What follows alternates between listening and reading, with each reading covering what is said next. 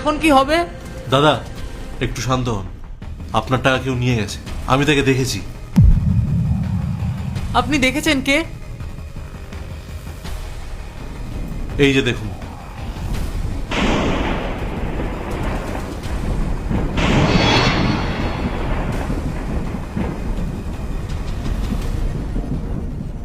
এটা তো সেই মেয়েটা যাকে আমি সাহায্য করতে গেলাম।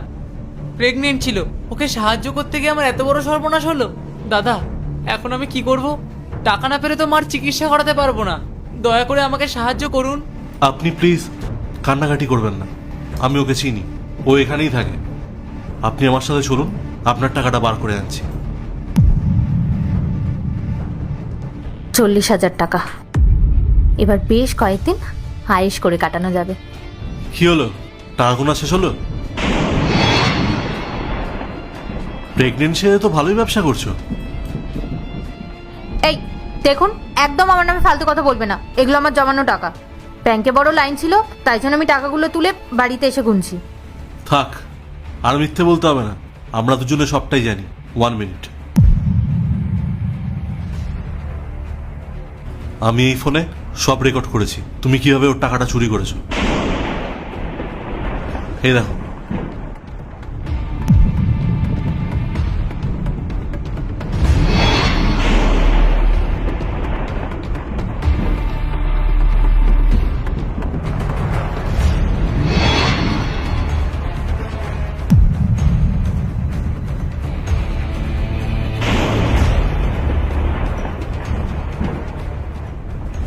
এখন ভালোই ভালোই টাকাটা ফেরত দাও, না হলে সোজা থানায় নিয়ে যাবো। দাদা দাদা দয়া করে পুলিশকে জানাবেন না। এই যে ওনার টাকা, আমি ওনাকে সব টাকা ফেরত দিয়ে দিচ্ছি। দয়া করে আমাকে ক্ষমা করে দিন। এই নিন। এই টাকাটা আমার মায়ের প্রাণের চেয়েও দামি ছিল। দাদা আপনি যখন সব রেকর্ড করেছেন পুলিশকে সব জানিয়ে দিন। এমন প্রতারক সমাজে থাকলে আর কত লোকের সর্বনাশ হবে জানা নেই। তুমি একদম চিন্তা করবে না ভাই, আমি অলরেডি এই ভিডিওটা নিয়ে পুলিশের কাছে গিয়ে কমপ্লেন জানিয়ে এসেছি। ওরা একটু বাদে এখানে আসছে, চলো। দাদা দাদা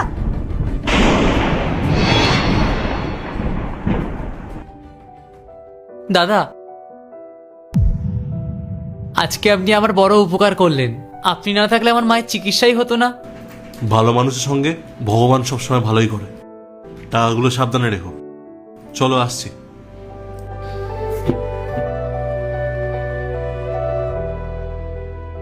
ভগবান ওই মানুষটার মঙ্গল করো।